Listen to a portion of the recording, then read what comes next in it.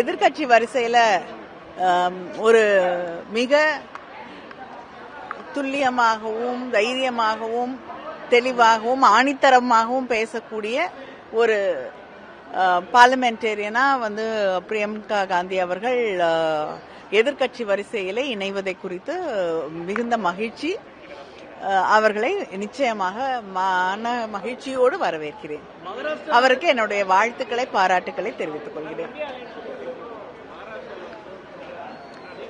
ஜார்க்கண்ட்ல இது ஜனநாயகத்துல மக்களுடைய தீர்ப்பு, மக்கள் எதை முடிவு செய்கிறார்களோ அதை நாம் தலைவணங்கி ஏற்றுக்கொள்ள வேண்டும்.